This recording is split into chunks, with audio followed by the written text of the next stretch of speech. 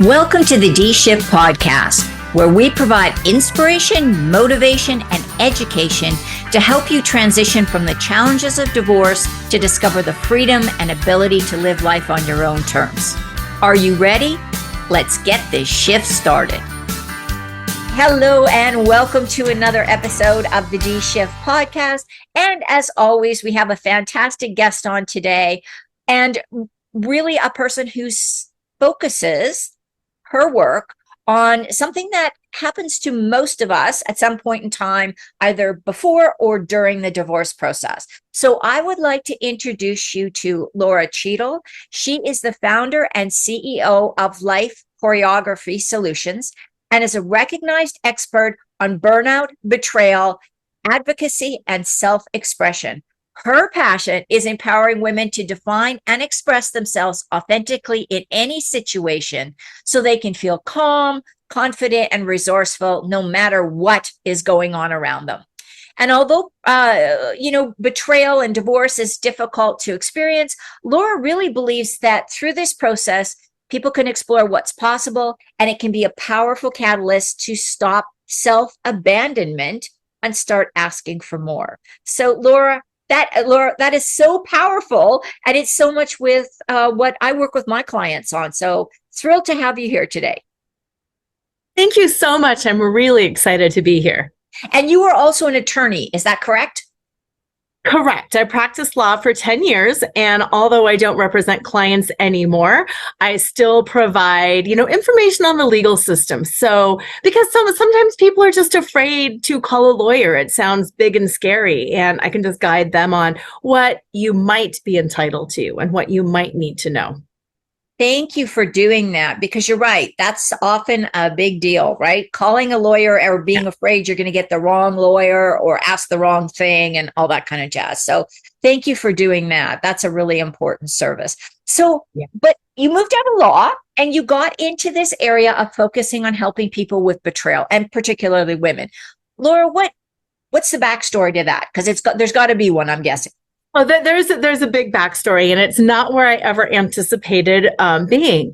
But after 15 years of what I thought was a really good marriage, 23 years, sorry. After 23 years of what I thought was a really good marriage, I found out that my husband had been cheating on me for 15 of those 23 years together with 5 different women.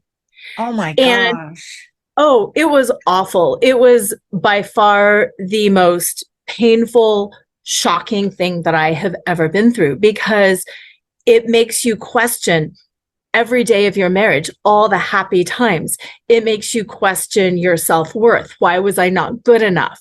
Why did I not know that I wasn't good enough? How could I thought I was smart. How could 15 years, 5 women, are you kidding me? I did not have a clue. And what was doubly hard was that I couldn't find help.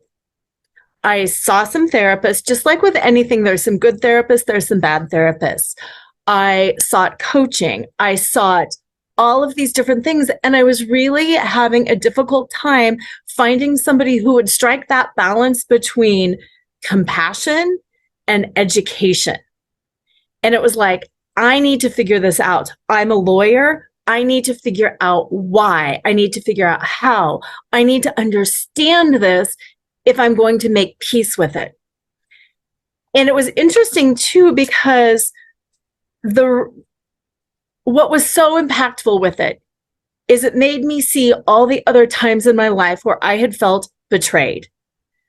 And I hadn't identified what that feeling was.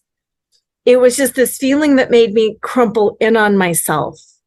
And it made me feel a little bit like a martyr, and it made me feel wounded, and it made me feel all of these different things. And I had never identified it as a feeling of betrayal. So being a lawyer, liking research, I took a deep dive into all things betrayal, all kinds of betrayal. What does it mean to feel betrayed? What is the definition of betrayal? How do you recover from betrayal? How is that different from any other kind of trauma? And what can I do ultimately to get myself back and to start trusting myself and others again? So that's how I got into this line of work.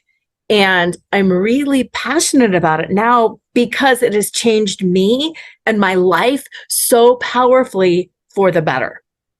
And thank you.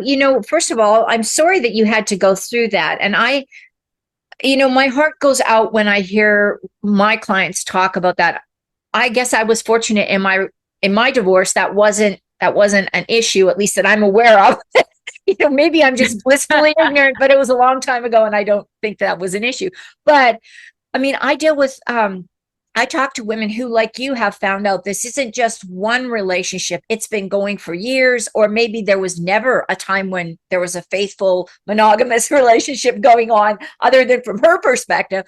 And I really get that whole idea of when you've been betrayed, you're wounded from that. And it's not something you can see, and it's hard to explain to others. So how do you find that? Do you find that people are typically able to empathize when somebody's been through this kind of situation, or are people kind of like, just stay away from me and thank God it's nothing I know about? Yeah, that is a great question. What I'm actually finding is people are so afraid, kind of like with death. They're afraid that if they acknowledge it, it means it's going to happen to them. So people get weird about it and they want to victim blame. And then they want to say, like my own sister-in-law said, well, what are you going to do differently? What am I going to do differently? I did nothing wrong. There are, of course, relationship quote unquote mistakes. That's called being human. My mistakes did not cause this. There is nothing that I do different. People don't want to admit that they are vulnerable. And when you admit betrayal, it means I know that I can be hurt and I know there's nothing I can do about it.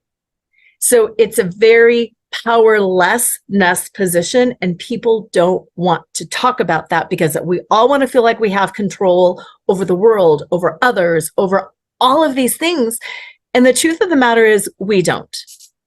We don't. We can be betrayed by people, by companies, by friends, by all of these things can happen to us and we don't have control over it. And people don't want to talk about it. So it's hard. And I really appreciate what you just said about blaming the person who's been betrayed. Well, maybe you should have dressed up a little sexier, or maybe you should have got your hair done better, or maybe you should have lost that weight, and I think we also do that in our own heads, right? We sometimes we victim blame ourselves, right? Well, if I'd have been a better partner, if I'd have had a better income, if I'd have been more attractive or thinner or whatever. Like we do that to ourselves, right? Oh, we do all the time. And again, that is us desperately trying to make sense of it. So we feel like we have control. Because if I know it was because I gained 10 pounds and focused on the kids too much, then I know next time I can control that. When the truth of the matter is, when somebody cheats on you, or betrays you in any kind, whether it's financial or emotional or anything, it says nothing about you. It's about them. It's about their dysfunction. It's about their inability to cope. It says nothing about you ever. Yeah, such an important message. And so I want to, we're going to put that in, if we could do that in big capital letters, this is not your fault, right? So let's talk a little bit because I understand that there is, and we were talking about this earlier, that there is that, there's that somebody has an affair or somebody cheats on you or somebody goes with prostitutes or whatever it is. They're somehow getting their sexual needs fulfilled. That's one type of betrayal. But there's other types of betrayal that can come up in divorce that have nothing to do with fooling around with somebody outside of the marriage, right? No, absolutely. There's financial betrayal. Are you hiding money? Are you sending money to somebody else? Did you give somebody a loan and you didn't let your spouse know? There are so many. Do you have them listed as a beneficiary? Do you not have them listed as a beneficiary?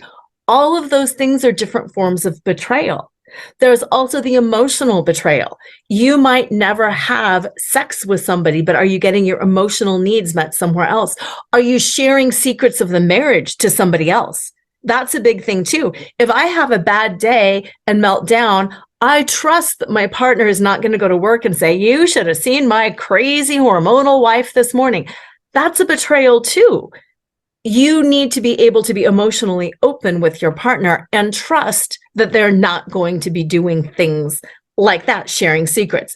Photos. If somebody's sharing photos of you that you would not choose to share yourself. So many different kinds of betrayal. Right. And again, that's what struck me so much. Once I recognized, okay, this was infidelity, that was one kind of betrayal, but whoa, he betrayed me too, my plans for the future, my view of the past, my identity. Like there are layers and strands of betrayal here.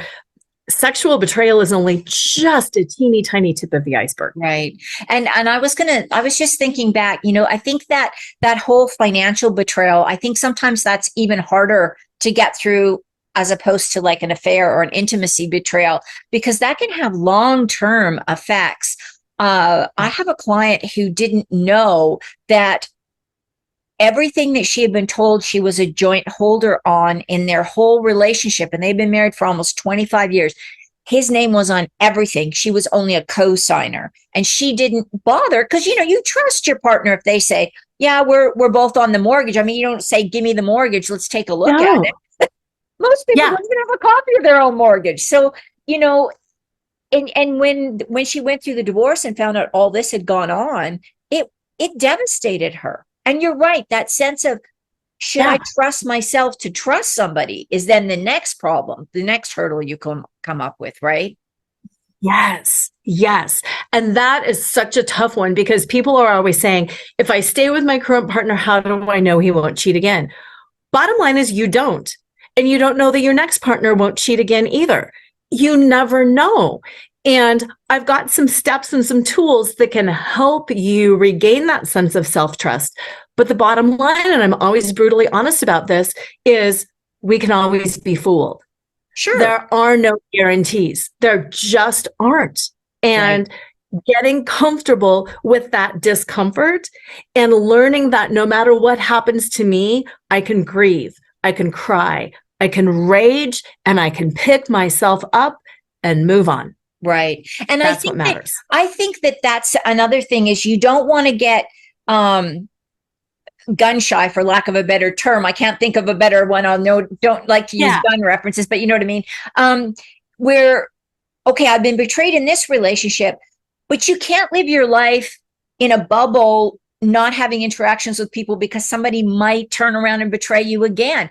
Yeah, you may choose not to get into an intimate relationship, but you're still going to have friends and coworkers, and you've got to let people into your space again. So let's talk about that, because you've really narrowed it down, and you've got 5 kind of key areas that you walk your clients through, right, to help with building that sense of trust again.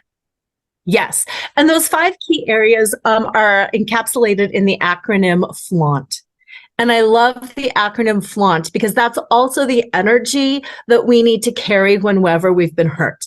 When we're hurt, we want to crumple, we want to fold in. And just if you can breathe and open your chest and lift your throat and lift your eyes to the sky and flaunt a little bit, yes, you have been wounded, but you don't have to crumple. So I love the energy of the word flaunt. The F in flaunt stands for find your fetish. Betrayal hurts, but it's an opportunity for you to return back home to who you are and what you love. Do you love art? Do you love singing? Do you love dancing? Do you love cooking? Have you always wanted to learn cross stitch? Did you love reading? This is you returning to you and just doing something that you love every day. And it doesn't matter if you read for 5 minutes a day.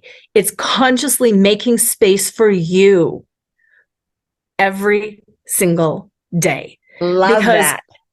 Yeah, because most of us get so sucked into a relationship. I have to do this and I have to do that. And I have find your fetish. This life is about you. Make yourself happy. The second step. Thank you. The second step is L, and that stands for laugh out loud. And here's the thing about laughter.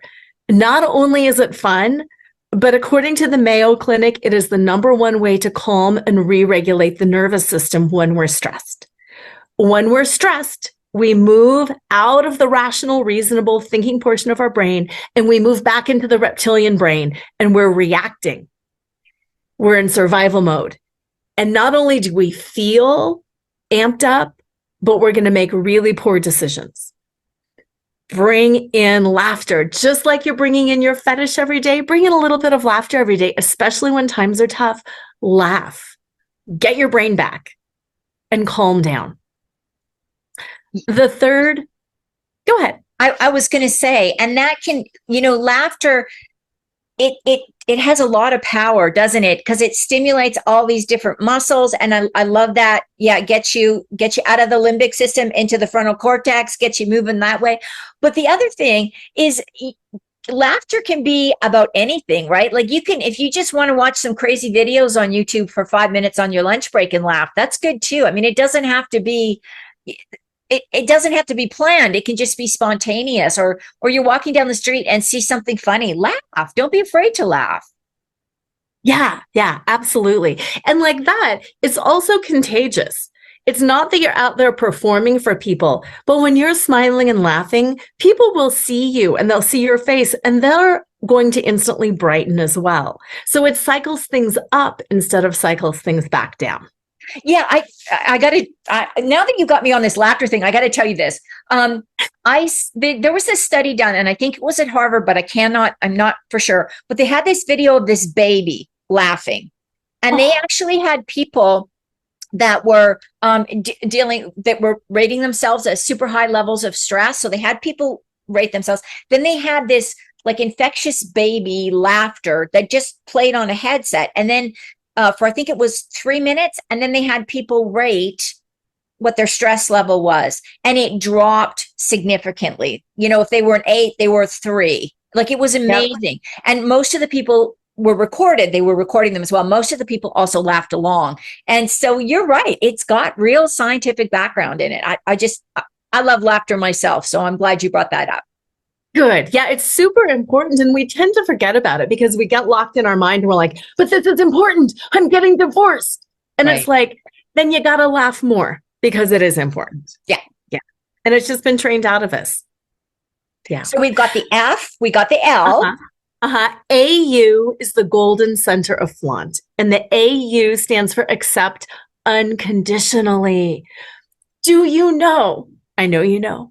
But do you know how much time and effort we waste thinking about, I wish this were different. I wish this hadn't been. I wish I were different. I wish they were different. I wish the situation were different. I wish I would have known. Don't we all? Yeah. The power is accepting unconditionally. I think it's even more important than forgiveness, but accepting where you're at. Accept maybe I want to stay married and my partner doesn't. Except maybe this is going to be a difficult divorce and I wanted it to be very easy. Accept, okay, custody is going to be tough. When you accept, you're more able to take the next steps because you're not fighting yourself and spinning the story of, well, if he would only do this, then I would do that. And then if she would do this, that none of that matters. It is what it is. You are who you are. You are where you're at now. Be in the now. Accept where you're at in the now, and only then will you know what that next step is to take. Yeah, that's so much energy wasted on coulda, woulda, shoulda, right? Yeah. And then the N in FLAUNT is for navigate the negative. And this is kind of a mindset shift. So many of us were raised watching fairy tales. It's happily ever after, and that life is linear, and that maybe we have a little problem, conflict, solution, and then we just go on. Most of us have not been raised to realize that life is a series of conflicts. Conflict is normal. Interpersonal conflict is normal. There is nobody on the planet that you could live with or be in a relationship with and not have conflict. It's normal. It's how do you navigate it? How do I navigate myself? How do I navigate my emotions? How do I navigate a difficult narcissistic person? How do I navigate the system? How do I navigate? And when you think about things in terms of navigation, do I go over it? Do I go around it? Do I go under it? When you think about it in terms of navigation, it becomes a game. It's not, what am I doing wrong? And why is this so hard? And if it's not one thing, it's another. It's fine. It's fine. It's just conflict. Navigate it. It's just a divorce. Navigate it. It's just custody. Navigate it. And the example that I always give is, if you have ever driven home in bad traffic, if you've ever driven home when there's an accident and they close the road, when there's horrible weather, not once, not ever have you ever considered getting out of your car and leaving and never making it home. It might take you twice as long to get there. You might have to backtrack. You will make it home. And it's the same way getting through your divorce. You will make it home. Just keep navigating. Love that one. Yeah. That's a big one. Yeah, it is. And then the T in FLAUNT is for trusting in your truth. Again, so many of us think other people know more. And it is important to get help. It is important to get a divorce coach. It's important to get an attorney, an accountant, a finance. It's important to tap wisdom in other people. But you know you. You know how it feels to be in your body.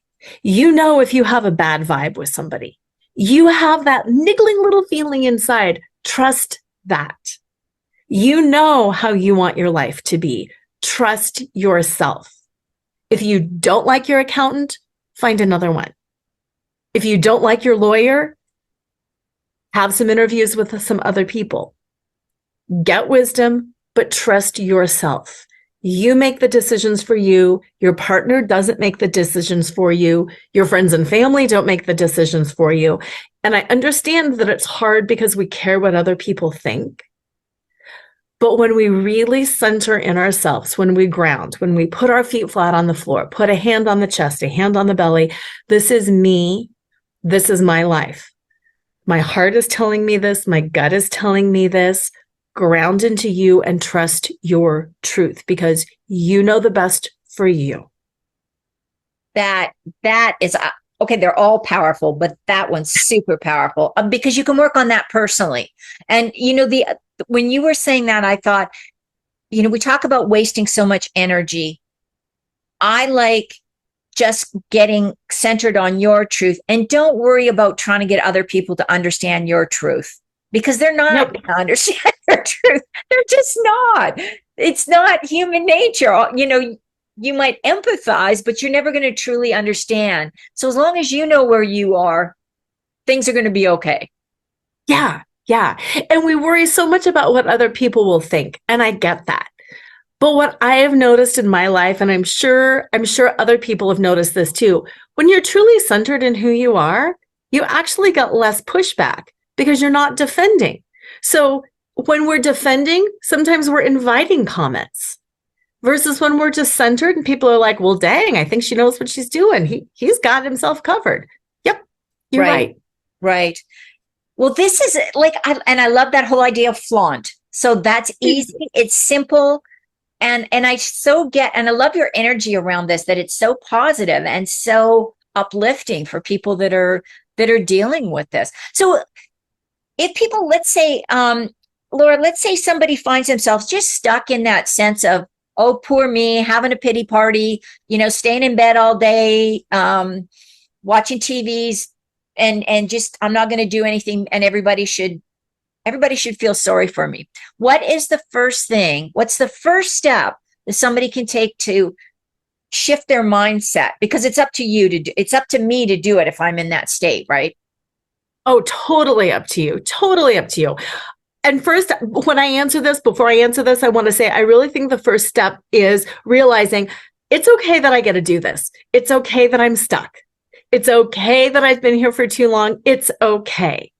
And then once you acknowledge to yourself, it's okay, sometimes it helps release because you don't beat yourself up, because that's something we fall into sometimes. Why am I so stupid? Why can't I do this? Oh my God. Very, very first thing is tell yourself, wherever I'm at, it's okay. That's the accepting unconditionally piece. It's okay that I'm stuck. It's okay that I feel miserable. It's okay that I've gained 92 pounds and have eaten ice cream and binge watched Netflix. It's okay. And then that second thing to do is just to decide differently, to decide a small thing differently. Not now I'm going to go to the gym every single day for an hour and learn how to speak Mandarin Chinese and get a new job. It's okay where I'm at. And the first thing I'm going to do is do something differently, like take a walk, like take a shower, put on makeup, decide one teensy tiny little thing that you know will help you. Putting on makeup, doing your hair, putting on a nice outfit. It sounds silly. Sometimes wearing heels or jewelry. Make yourself different. You're not going to wear heels and jewelry in bed. Do something different. Right. Tiny. Yeah. It's okay. Something different, small. Great piece of advice. So that brings us to the question of, what do you think out of everything we've talked about? Because you have covered a lot of information. And like I said, I love that whole idea of acronyms. It makes it super easy to remember. But what do you think is the most important or biggest reminder that people should keep at the top of their head when they get off this podcast and go about their day? Yeah. I think the biggest reminder is, and you kind of nailed it just a couple minutes ago, that it's a choice. I can be bitter and resentful for the rest of my life. I can be depressive and miserable for the rest of my life, or I can choose something different.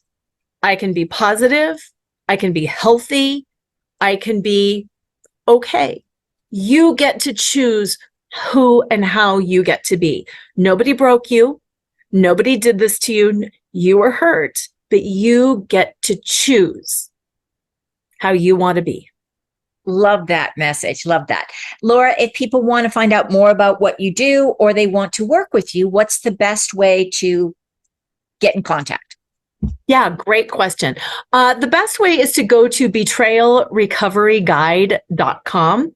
Not only can they download a 50-minute hypnosis and a betrayal recovery guide, but then that will give them access to me. And then you can feel free to email me, ask questions, figure out how to work with me, all of that good stuff. Great. Well, definitely head over to the website and grab the meditation. I just got off a call with an attorney. I'm thinking mediation. I'm thinking, no, that's not the right term. Grab the meditation and grab the guide and reach out and talk to Lora if this resonates with you and you're finding you're stuck. Because let me tell you, I think there's a point that everybody, men or women, I don't care who you are, and I don't care how many times you've gone through the process, you're going to hit that point where you just feel betrayed by the partner, by the situation, maybe by your law professionals, we hope not, or your financial professionals or your divorce coach. If you're feeling betrayed, Lora can help you. So Lora, thank you so much for your time and wisdom and just for being so positive about a really tough topic. Thank you so much for having me. I really appreciate it. Oh, you are welcome. And I'd like to thank everybody for listening in to this episode of The D Shift. And don't forget to tune in again to the next one. Thanks for listening and supporting the D Shift podcast. If you would like to attend live trainings by our amazing guests and have a chance to ask questions and get answers from our experts, join the D Shift crew. For more details and to sign up, head on over to www.divorcecoachforwomen and click on the podcast page.